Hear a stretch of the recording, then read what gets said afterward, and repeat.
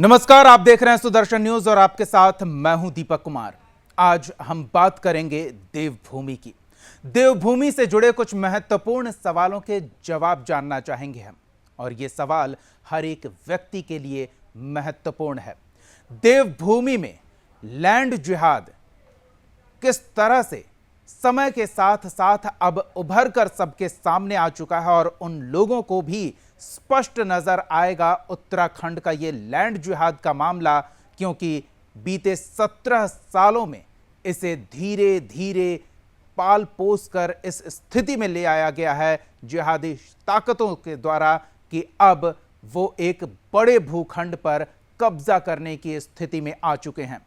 ये हम अतिशयोक्तिपूर्ण बातें नहीं कर रहे हैं, ये बेहद ही गंभीर विषय है, और इस गंभीर विषय का संज्ञान जब मुख्यमंत्री को दिलाया गया तो मुख्यमंत्री ने भी माना कि वाकई में उत्तराखंड में लैंड जिहाद इस स्थिति में पहुंच चुका है कि कभी भी वहां के हालात विस्फोटक हो सकते हैं। मुख्यमंत्री ने इस पूरे प्रकरण की जांच पड़ताल को लेकर अधिकारियों को निर्देशित किया है।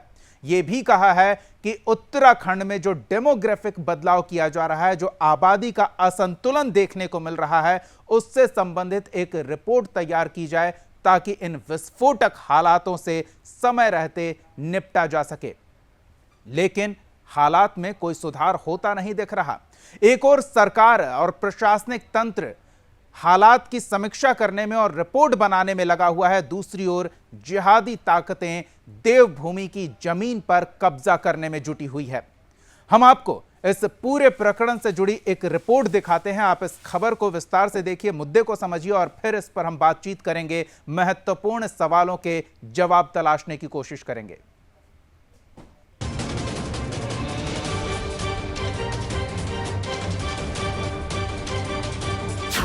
देवभूमि में लैंड जिहाद का साक्षात प्रमाण, अस्थायी अवैध निर्माण मस्जिद में तब्दील, मस्जिद के सहारे लैंड जिहाद का षड्यंत्र, लव जिहाद के बाद लैंड जिहाद की साजिश।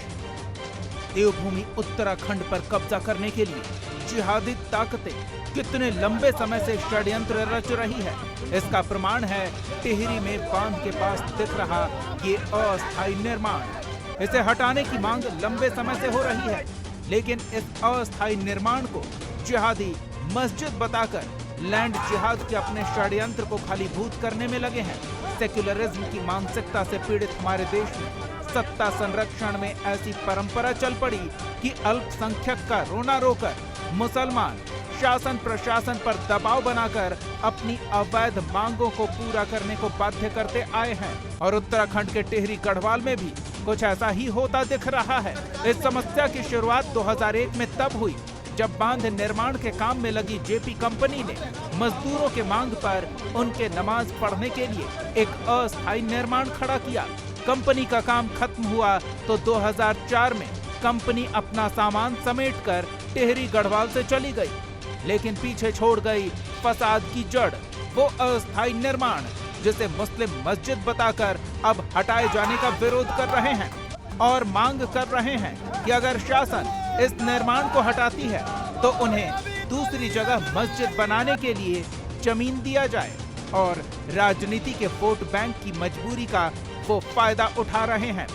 प्रशासन भी ऐसे में अतिक्रमण को हटाने का हौसला नहीं जुटा पा रही। स्थानीय निवासी और हिंदू संगठन के कार्यकर्ता कई बार इस अस्थायी निर्माण को हटाए जाने की मांग करते हुए आंदोलन कर चुके हैं। बता दें कि बीजेपी नेता अजेंद्र अजय पिछले महीने लैंड जिहाद का मुद्दा उठा चुके हैं। अजेंद्र अजय ने उठाया था लैंड जिहाद का मुद्दा। अजेंद्र अजय ने कुछ महीनों पहले मुख्यमंत्री पुष्कर सिंह धामी को पत्र लिखा था। इस पत्र में उन्होंने पहाड़ी और पूजा स्थानों में से एक खास समुदाय के जमीन खरीदने पर आपत्ति की थी। उन्होंने इस जमीन खरीद को लैंड जिहाद करार दिया था। लैंड जिहाद के मुद्दे पर उत्तराखंड सरकार ने चिंता जताई और अलर्ट जारी किया है। लैंड जिहाद पर सरकार चिंतित। कुछ जगहों पर सांप्रदायिक माहौल खराब होने की आशंका है। सरकार ने स्थिति पर चिंता व्यक्त करते हुए डीजीपी, सभी जिलाधिकारियों और एसएसपी को समस्या के समाधान के लिए एहतियाती कदम उठाने का निर्देश दिया है। टिहरी गढ़वाल के लोगों को डर है कि इस अस्थायी निर्माण को जिहादी मस्जिद के रूप में स्थापित कर अपने लैंड जिहाद के षड्यंत्र को फलीभूत करेंगे। हालांकि लोगों के आक्रोश को देखते हुए टेहरी एसडीएम ने आश्वासन दिया है कि जल्द इस अवैध निर्माण को तोड़ दिया जाएगा, पर कब, ये बड़ा सवाल है। Bureau report, Sudarshan news.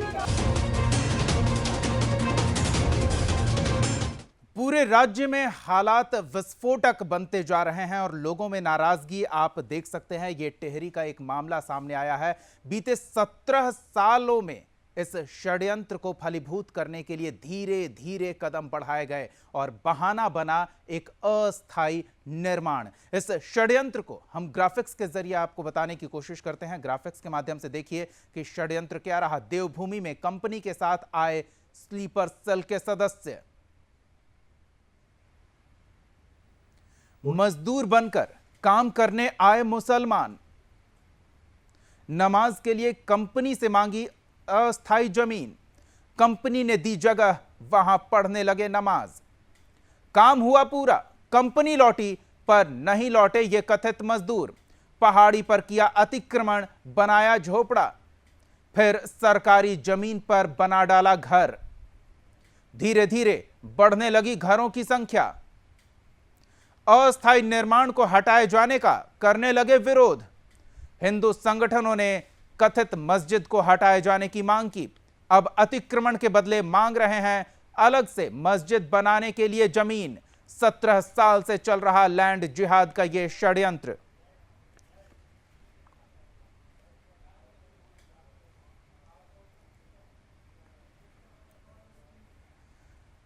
तो इस पूरे प्रकरण को हम समझने की कोशिश करेंगे और कुछ महत्वपूर्ण सवाल हैं उसके जवाब तलाशेंगे। कुछ मेहमान हमारे साथ जुड़ रहे हैं, उनसे आपका परिचय करा दें। हमारे साथ प्रदेश अध्यक्ष हिंदू युवा वाहिनी के गोविंद वाधवा जी हैं, साथ ही आम आदमी पार्टी प्रदेश प्रवक्ता संजय भट्ट जी हैं और बीजेपी प्रदेश प्रवक्ता विनय गोयल जी हैं।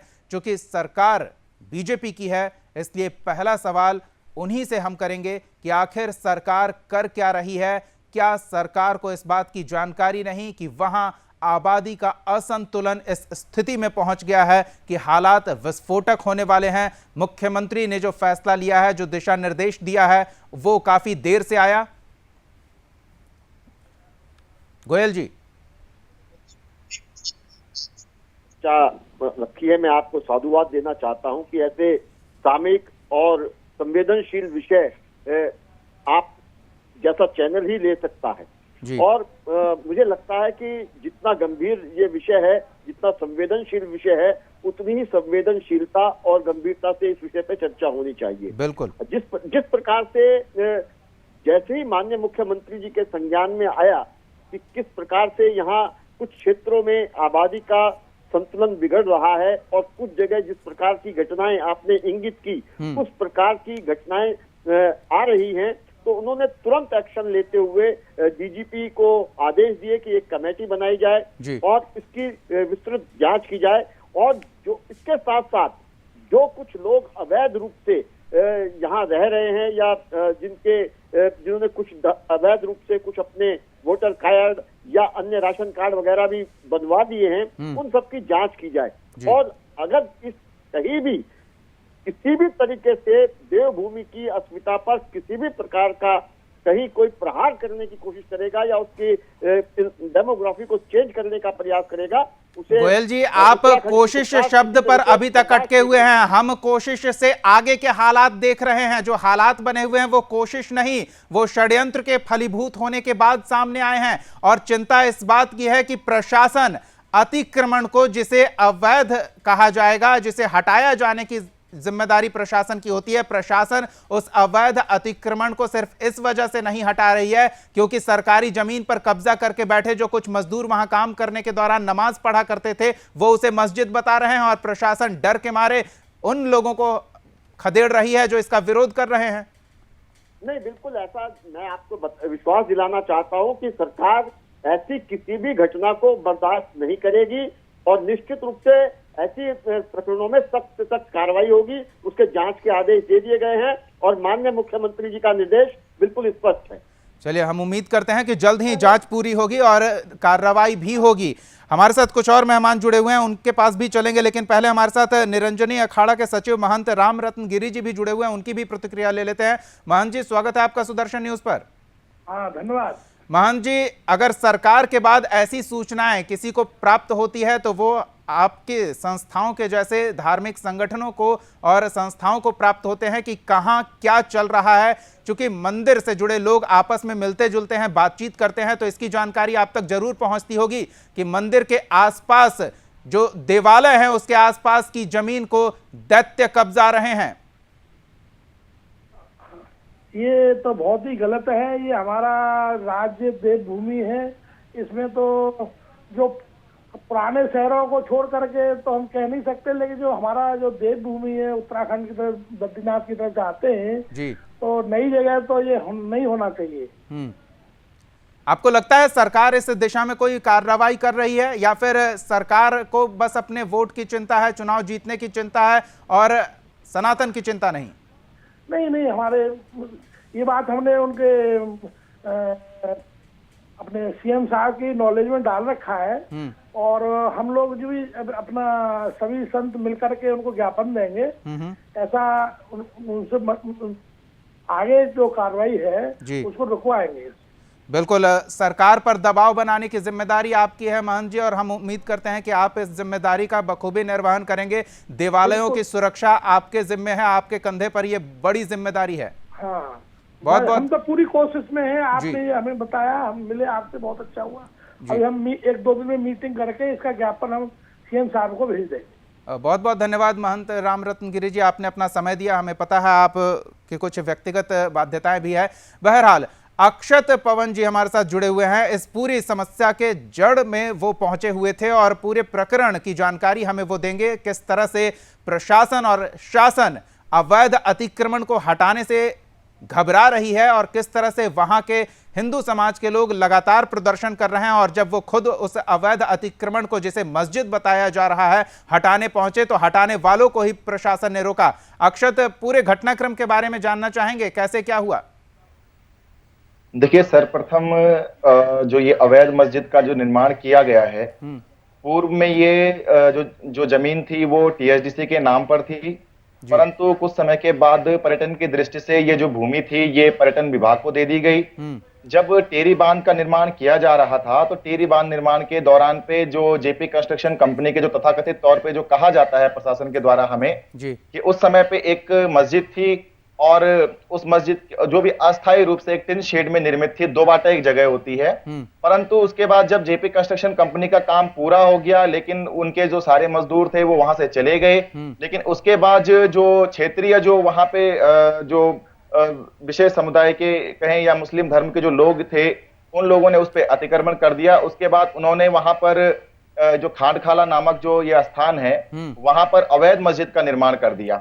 इसके विषय में पूर्व में भी विश्व हिंदू परिषद हो गया, हिंदू जागरण मंच हो गया या विभिन्न जो हिंदू संगठन है, सभी ने इसके खिलाफ आवाज उठाई थी। जिलाधिकारी को ज्ञापन सौंपे गए थे, जिलाधिकारी महोदय को भी ज्ञापन सौंपे गए थे, और परंतु जब इस पर कोई भी कार्यवाही नहीं की गई तो उसके बाद हमको विवशतः इस चीज का संज्ञान लेना पड़ा और हमको धरना करना पड़ा, प्रदर्शन करना पड़ा।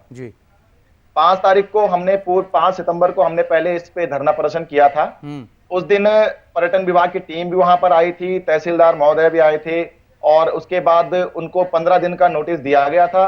15 दिन के नोटिस के बाद भी उनके द्वारा इस मस्जिद को, जो अवैध मस्जिद है एक अतिक्रमण के रूप में जो वहां पर स्थापित है, उसको हटाने की बात की गई। लेकिन उन लोगों ने इस चीज का बिल्कुल भी नहीं सुना और उसके बाद इन लोगों ने जो मामला था वो अल्पसंख्यक आयोग में डाल दिया। 21 तारीख को उसकी समय सीमा खत्म हो जाती थी, 15 जो दिन का जो समय मिला हुआ था। उसके बाद 25 तारीख तक अल्पसंख्यक आयोग ने इस पर स्टे दे दिया। अब स्टे एक पक्ष को सुन के दिया गया था। जब पर्यटन विभाग ने स्पष्ट तौर पे लिख के दे दिया था कि भाई ये जो जमीन है ये अतिक्रमण के दायरे में है, ये पर्यटन विभाग के नाम पे है, ये जो मस्जिद है ये अवैध है, उसके बाद भी अल्पसंख्यक आयोग के द्वारा एक पक्षीय निर्णय दिया गया, जो निष्पक्ष, जो जिसको हम नहीं निर्णय कह सकते हैं। और उसके बाद हमें इस चीज की कोई ऑफिशियल जानकारी नहीं थी। कल जब हम इस चीज का संज्ञान लेने पुनः गए कि भाई जिला प्रशासन के द्वारा इस मस्जिद को तोड़ा गया है कि नहीं तोड़ा गया, इस अतिक्रमण को हटाया गया है कि नहीं हटाया गया है। मैं आपको बहरहाल ये भी बता दूं कि उसी मस्जिद के ऊपर जो कोई क्षेत्रीय व्यक्ति थे, उनके द्वारा जो वहां पे पुराने समय में जो टिन शेड के द्वारा अतिक्रमण किया गया था, उसको प्रशासन ने तो जरूर हटा दिया, परंतु मस्जिद को हटाने में आज भी प्रशासन जो है वो नानुकुर करता हुआ दिखाई दे रहा था। उसके बाद कल हमने इसी रूपरेखा के तहत हमारे चलिए, तो ये पूरी स्थिति है कि प्रशासन अभी भी सहमा हुआ है कोई कड़ी कार्रवाई करने से। संजय भट्ट जी हमारे साथ जुड़े हुए हैं और फिर गोविंद वाधवा जी के पास चलेंगे। पहले संजय जी से जान लेते हैं। संजय जी, क्या आपको भी लग रहा है देवभूमि खतरे में है, या फिर आप इस परिस्थिति को अभी भी जैसे और लोग ले रहे हैं, प्रशासन और शासन जिस तरह से हालात की गंभीरता को नजरअंदाज कर रहा है, उस पर कुछ कहेंगे? दीपक जी, ये एक लंबा प्रकरण है, इसको समझना पड़ेगा, क्योंकि जब मैं खुद उत्तराखंड आंदोलनकारी हूं और मेरे ख्याल से विनय गोयल जी जो प्रवक्ता बैठे हैं वो भी उत्तराखंड आंदोलनकारी हैं। जब उत्तराखंड की मांग हुई, उत्तराखंड में धारा 371 के साथ मांगा गया था, लेकिन हमें भारतीय जनता पार्टी की जो केंद्र में उस समय सरकार थी, पंगु राज्य दिया। आज भी वो अध्यादेश की मांग कर रही है जनता, लेकिन सरकार सुनने को राजी नहीं है। लगातार जो ये सरकार है भारतीय जनता पार्टी की, ये 5 साल जो हो रहे हैं सरकार को, इस सरकार ने त्रिवेंद्र सिंह रावत जी ने सूर्यधार झील हो या गैरसैंण हो, वहां पर भी भू कानून को खुर्द-बुर्द किया और लोगों को जमीन खरीदने का मौका दिया। जो था भी भू कानून हल्का फुल्का, उसको भी तोड़ने का इसी भारतीय जनता पार्टी की सरकार ने किया है। और आप ये देख रहे हैं कि ये इतना लंबा प्रकरण हो गया, इस प्रकरण को जानबूझकर रोका गया ताकि चुनाव आ जाए और चुनाव के टाइम पर इस मुद्दे को उछाला जा सके और वोट का पोलराइजेशन। गंभीर आरोप, एक प्रतिक्रिया विनय गोयल जी की जरूर लेंगे। गंभीर आरोप संजय जी आप लगा रहे हैं। विनय जी, राजनीतिक हित के लिए इस प्रकरण को जल्दी निपटाया नहीं जा रहा है, बल्कि इसे तब तक के लिए और फलने फूलने दिया जा रहा है जब तक व्यक्तिगत या दलगत लाभ ना हो। दीपक जी, आम आदमी पार्टी उत्तराखंड की नई नवेली पार्टी है और उसमें वो सब लोग हैं जो कभी कांग्रेस में होते थे या कभी उत्तराखंड क्रांति दल में होते थे या कभी किसी और दल में होते थे। किस दल में थे, किस दल में है, ये विषय नहीं है, हम मुद्दे पर आ रहे हैं। ये जो आप गंभीर आरोप लगा रहे हैं उस पर जवाब दें। इसलिए मैं बता रहा हूँ ना, इनकी पृष्ठभूमि भी जानना आवश्यक है कि जो लोग आरोप लगा रहे हैं वो कौन लोग हैं। वो हर विषय को आंदोलनकारी हूँ, पहाड़ी हूँ। नहीं, लेकिन उससे पहले कहाँ किस पार्टी में रहे हैं, वहां भी तो उस पार्टी को आप नाम भी नहीं सुनना चाहते आप उनका, या उनका नाम लेना भी नहीं चाहते। भारतीय जनता पार्टी की सरकार है, उसमें 5 संजय जी आपने जो गंभीर आरोप लगाए उस पर जवाब ले लीजिए, नहीं तो समय व्यर्थ चला जाएगा। संजय जी चिंता मत करिए, आप सुन लीजिए। विनय जी, मैं आपको ये बताना चाह रहा हूँ कि भारतीय जनता पार्टी निश्चित रूप से सभी समस्याओं का समाधान करती है, किया है और करेंगे। अगर धारा 370 जैसा विशाल काय विषय हम समाधान कर सकते हैं तो ये तो बहुत छोटा सा मुद्दा है। मैं आपको ये कहना चाहता हूँ कि भारतीय जनता पार्टी की सरकार, ये उत्तराखंड के लिए मुद्दा छोटा नहीं है। भारतीय जनता विनय जी, आपको बीते 2 दिनों की घटना मैं बताता हूँ। 2 दिनों के घटनाओं के वीडियो वायरल हो रहे हैं। बच्चियां स्कूल पढ़ने जाती हैं तो राह में कुछ मनचले खड़े रहते हैं, उन्हें छेड़खानी करते हैं। और ये कौन हो सकते हैं, ये नाम अगर गिनाऊं तो आप विशेष तौर पर समझ पाएंगे। लेकिन इस तरह की घटनाएं अब धीरे धीरे बढ़ते जा रही है। ये जो आबादी का असंतुलन है, जमीन खरीद कर जो कब्जा किया जा रहा है, उसे गंभीरता से नहीं ले रही है सरकार। सम्मान को आंच नहीं आने दी जाएगी। जो अवैध रूप से वहां रह रहे हैं उनका निश्चित रूप से सत्यापन कराकर, लेकिन अवैध अब उन्हें बताएंगे कैसे, ये समस्या हो गई है कि वो अवैध अब रहे नहीं। बीते 17 सालों में, ये जो सिर्फ टेहरी की अगर हम बात कर रहे हैं, 20 साल हुए उत्तराखंड के गठन के, और उससे पहले से इस तरह की साजिशें रची जा रही थी, लेकिन ध्यान नहीं दिया गया। बीते 17 सालों की ये जो टेहरी की घटनाक्रम है, मजदूर जमीन खरीद के वहां मालिक हो गए हैं। सोचिए, जो रोज कुआं खोदते हैं तब पानी पीते हैं, उस तबके के लोगों के पास इतना पैसा आया कहां से कि देवभूमि की बेशकीमती जमीन को वो खरीद सकते हैं, वहां निर्माण कर सकते हैं और पक्के घर बना सकते हैं। गोविंद वाधवा जी के पास चलते हैं। गोविंद जी, पूरी चर्चा को आप ध्यान से सुन रहे थे। जिस गंभीर विषय पर हम बात कर रहे हैं वो कई सवाल खड़े करते हैं और उन सवालों के जवाब हम ढूंढना चाह रहे हैं। जवाब तो चाहिए, लेकिन कोई जवाब देने को तैयार नहीं है। शायद इस गंभीर विषय को गंभीरता से न सरकार ले रही है, न वहां के विपक्ष ले रहा है ताकि दबाव बनाए सरकार पर। क्या लगता है आपको? ये जितने भी राजनीतिक दल हैं सारे हमामे नंगे हैं। आप चाहे कांग्रेस, चाहे आम आदमी पार्टी की बात करें, चाहे भारतीय जनता पार्टी की बात करें, ये सभी के लोग एक विशेष, सारे जितने राजनीतिक दल हैं सभी एक ही थाली के चट्टे बट्टे हैं जी। चाहे वो कांग्रेस पार्टी हो, चाहे वो आम आदमी पार्टी हो, चाहे भारतीय जनता पार्टी है। इन्होंने जो चुनाव लड़ा है वो लड़ा तो हिंदुत्व के मुद्दे पर है, और इनको जो राजगद्दी दी गई थी वो भी हिंदुत्व के नाम पर दी गई थी। लेकिन क्या हुआ कि सत्ता में आते ही जब हिंदुओं को भूल गए, और आज जब चुनाव समय पर चुनाव नजदीक है तो अभी इनको मस्जिदें दिख रही हैं। क्या वो मस्जिद का निर्माण नया हुआ है क्या? हिंदू संगठन हम लोग लगातार कई वर्षों से आवाज उठाते आए हैं इस विषय में, लेकिन सरकार ने ये कानों पर जूं नहीं लगी है। अब देर आए दुरुस्त आए।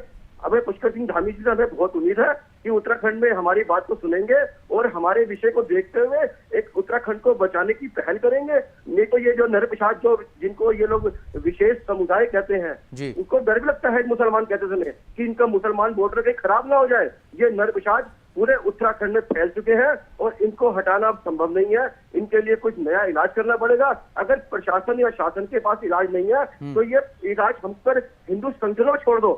ये जहां से आए थे इनको वहीं पहुंचा दिया जाएगा, ये हमारा वादा है। गोविंद जी, एक और गंभीर समस्या इसी से जुड़ी हुई है। वो लगातार जमीन खरीदते जा रहे हैं और खास तौर पर देवालयों के आसपास की जमीन पर वो कब्जा कर रहे हैं, पहाड़ी भूमि पर कब्जा कर रहे हैं, और सरकारी जमीन पर तो जो अवैध अतिक्रमण हो रहा है उसकी गिनती करना ही मुश्किल है। इससे भी गंभीर कुछ हो सकता है?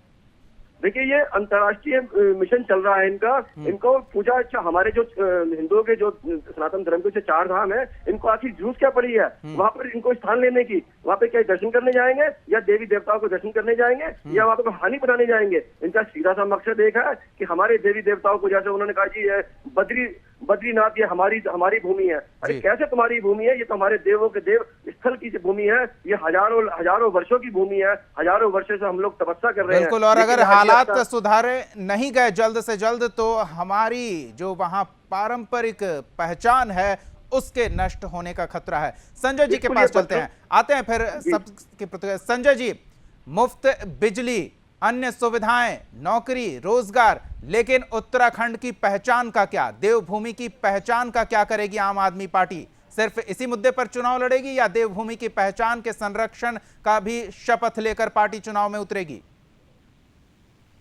देखिए दीपक जी, पहली बात तो यह है जो टिहरी बांध है, जहां ये झील बनी है और जहां से लोग 10,000 परिवार जिनको विस्थापित किया गया हमारे लोगों को, एक स्थान विशेष की बात तो हम इस वजह से कर रहे हैं क्योंकि ऐसी पूरी प्रक्रिया पूरे सूबे में चल रही है। हम पूरे सूबे की बात कर रहे हैं, आपको पूरे सूबे में चुनाव लड़ना है, सिर्फ टिहरी में आपके प्रत्याशी नहीं होंगे। सारे पदाधिकारी ही शांति प्रिय कौम के लोग हो। देखिए, मैं वही जवाब पूरे उत्तराखंड का ही जवाब दे रहा हूँ। अगर आप जवाब लेना चाहेंगे दीपक जी तो गोविंद जी आते हैं आपके पास। गोविंद जी 1 मिनट रुक जाइए, आते हैं आपके पास। जी संजय जी, टिहरी जो झील बनी, बांध बना, जब वहां से विस्थापित किए गए हमारे लोग, हमारे गांव, हमारी संस्कृति, हमारे खेत, हमारे जंगल, हमारे घर, हमारे देवालय, सब कुछ विस्थापित किया गया और कहा गया कि आपको फ्री बिजली दी जाएगी। लेकिन जब उत्तराखंड का निर्माण हुआ तो 12% बिजली मिलती है हमें उत्तराखंड को टिहरी बांध से, बाकी सब दूसरे केंद्र को, यूपी को मिलती है। बिल्कुल, हमारी संस्कृति, हमारी संस्कृति समाप्त हो गई। देखिए, वो लूट लिया इन सरकारों ने पिछले 20-21 सालों से। नहीं तो उस लूट पर रोक लगाने के लिए आम आदमी पार्टी कुछ तो करेगी, कोई प्लान तो होगा या प्लान ही नहीं है? बिल्कुल दीपक जी, मैं उसी पर आ रहा हूं। दीपक जी देखिए, अगर रोजगार नहीं मिलेगा, गांव तक सड़क नहीं होगी, डंडी कंडी पर 15-15, 20-20 किलोमीटर तक लेके जाना पड़ेगा, रोजगार नहीं होगा, शिक्षा नहीं होगी, चिकित्सा नहीं होगा, तो क्या करेगा युवा? ये विषय का बचाव है। मैं संजय भट्ट जी को रोकना चाहूंगा। गांव खाली हो जाएगा, जमीन खाली होगी, गांव भूता हो बोल गए, सकते हैं 5,000 स्कूल बंद हो गए, तो क्या होगा? कोई दूसरा आके बसेगा। मैं सबसे पहले जो हमारी आम आदमी पार्टी के जो प्रदेश प्रवक्ता संजय भट्ट जी हैं, मैं उनसे सीधा प्रश्न ये करना चाहूंगा कि आप जो विषय आज है ये लैंड जिहाद को लेकर है और अतिक्रमण को लेकर है, जिन पे जो ये लैंड जिहाद जैसे इश्यू हैं, लव जिहाद जैसे इश्यू हैं। आज ये बिजली का समय नहीं है, आज ये बिजली के विषय में कभी और चर्चा की बिजली जा गिर सकती रही है, लेकिन संजय जी को वो विषय समझ नहीं आ रहा है शायद। आम आदमी पार्टी के प्रदेश प्रवक्ता जी को मैं एक विशेष रूप से कहना चाहूंगा कि इनकी स्थिति आज ये है कि 100 चूहे खाके जैसे दिल्ली हज को चलती है। आज आप उत्तराखंड में आकर अक्षय जी संजय जी की सुन लेते हैं, वो विषय समझ गए होंगे अब अगर तक। आप बात कर रहे हैं जी संजय जी, पहले मुझे ये स्पष्ट कर दीजिए कि क्या आप चाहते हैं, वास्तविक तौर पे आप इस चीज को बयान कर दीजिए आज मीडिया के माध्यम से कि आप चाहते हैं कि ये जो क्या इस विषय की गंभीरता को भी आप समझ रहे हैं या सिर्फ अन्य मुद्दों पर ही आप मैदान में रहेंगे? आपका समर्थन हमारे साथ है या नहीं है? और मैं साथ में जो अभी हमारे बड़े भाई यहाँ पे विनय गोयल जी भी हैं, सरकार की तरफ से जो प्रतिनिधि के तौर पर भी यहाँ पे हम कह सकते हैं, मैं उनसे भी एक विशेष आग्रह करना चाहूंगा कि लैंड जिहाद जैसे इश्यू तो हमारे यहाँ है ही है, लेकिन आज की डेट में जो हमारी ये पहाड़ों की जो शांत वादियां हैं, इनके अंदर हमारे जो भोली भाली जो बहनें हैं, हमारी जो बेटियां हैं, हमारी जो बहुएं हैं, उनके साथ में लव जिहाद जैसी घटनाएं भी लगातार बढ़ती आ रही है। उसका जिक्र हम पहले कर चुके हैं और पवन जी की प्रतिक्रिया ले चुके हैं। संजय जी को बोलने देते हैं। अक्षय जी, समय का अभाव है, थोड़ी थोड़ी प्रतिक्रियाएं सबकी ले लेते हैं। संजय जी स्पष्ट करें, अक्षय जी जानना चाह रहे हैं कि इस मुद्दे पर आप उनके साथ हैं, जो उत्तराखंड देवभूमि की पहचान को बचाए रखने के पक्ष में हैं? जी दीपक जी, देखिए अक्षत बोला बिजलवाण जी, बात इंच ना कि उत्तराखंडी हैं एक होने की जरूरत, और जब सब उत्तराखंडी एक हो जाला ना तो कोई हिम्मत नीचे के हिम्मत नीचे कि हमारे उत्तराखंड की तरफ गलत निगाह डाल सकन। उत्तराखंड एक कखन हो रहा है जी, आप नए पार्टी लीग उत्तराखंड में। देखिए आम आदमी पार्टी ने जो बातें कही हैं, अरविंद केजरीवाल जी जो आए उन्होंने साफ साफ बोला कि संजय जी इस मुद्दे पर बोलना नहीं चाहते हैं और उनकी राजनीतिक बाध्यता स्पष्ट है, वो हम समझ पा रहे हैं। संजय जी, अगर आप इस मुद्दे पर स्पष्ट बोलते हैं, आप सिर्फ ये कहें, संजय जी आपकी भावनाओं को हम समझ जाएंगे, आप ये कहें कि लैंड जिहाद एक सच्चाई है या नहीं, आप मानते हैं कि नहीं? कि क्या आप इतना स्पष्ट कर दिया कि जो ये प्रकार की जो घटना होने चल रही, हमारा पहाड़ों में की लव जिहाद अक्षय जी, वक्त एकदम कम है, विनय गोयल जी से आखिरी प्रतिक्रिया ले लेते हैं। विनय गोयल जी, सिर्फ राम मंदिर निर्माण का पुण्य ही आपके कांधे पर होगा या फिर देवभूमि की परंपरा को नष्ट करने का कलंक भी आपके माथे पर होगा? क्या चाहते हैं आप? देव पल्लवित करने का काम भारतीय जनता पार्टी करेगी, लेकिन आज एक पूरे आपने 1 घंटे की लगभग ये बहस हो गई, जो संजय भट्ट लगातार हर टीवी चैनल की डिबेट में ये जोर शोर से कहा करते थे कि हमारी पार्टी का नारा, इनकी आम आदमी पार्टी का नारा है कि उत्तराखंड को आध्यात्मिक राजधानी बनाएंगे। वो एक बार भी इनके शब्द नहीं निकला, नहीं निकला। अरे नहीं बोल पाओगे आप वो तब बनाएंगे जब समस्या को समझेंगे, तब तो समस्या के समाधान के लिए कुछ करेंगे, लेकिन समस्या को कोई समझ ही नहीं रहा है। नहीं विनय जी आपसे मैं सीधा सवाल था कि ये कलंक भी आपके माथे आएगा, क्या आप उस कलंक के लिए तैयार हैं? आपने इसका जवाब नहीं दिया, आपने आम आदमी पार्टी पर आरोप लगा दिया, लेकिन विनय जी आप इस कलंक के लिए तैयार हैं? देवभूमि की सभ्यता के सर्वनाश का कलंक आपके माथे आएगा, बीजेपी पार्टी के माथे आएगा। दिल्ली में आपकी सरकार है, दिल्ली के अंदर हमने इस प्रकार की बहुत सारी घटनाएं देख ली हैं, और आज आप उत्तराखंड को धार्मिक सांस्कृतिक राजधानी बनाने की बात कर रहे हैं। संजय वर्जी, ये नहीं विनय जी आपने भी जवाब नहीं दिया। मैंने तो कहा कि उसको संरक्षित पल्लवित करने का काम भारतीय जनता पार्टी करती आई है, कर रही है। हमारी नजर बनी रहेगी अगर भारतीय जनता पार्टी उत्तराखंड देवभूमि की सांस्कृतिक परंपरा को सहेजने का काम नहीं करती है और वो जो कुठाराघात हो रहा है उसे रोकने का काम नहीं करती है, तो हम फिर इस सवाल को लेकर आएंगे। बहुत बहुत धन्यवाद तमाम मेहमानों का हमारे साथ जुड़ने के लिए। वक्त की बाध्यता है इसलिए आप सबको धन्यवाद हमारे साथ जुड़ने के लिए। देवभूमि विस्फोटक स्थिति में पहुंच चुका है और सुदर्शन न्यूज लैंड जिहाद के इस बेहद ही गंभीर विषय को लगातार उठाता रहा है। हालांकि देवभूमि में उत्तराखंड के मुख्यमंत्री पुष्कर सिंह धामी इस गंभीर समस्या को संज्ञान में लेकर अब कार्रवाई करने की बात तो कह रहे हैं, लेकिन कहीं ऐसा तो नहीं कि बहुत देर कर दी हुजूर आते आते। हमारी नजर बनी रहेगी, हर अपडेट आप तक पहुंचाते रहेंगे। सवाल खड़े हुए हैं तो जवाब भी तलाशे जाएंगे। इस खास पेशकश में फिलहाल इतना ही। आप जुड़े रहिए सुदर्शन न्यूज के साथ। जय हिंद।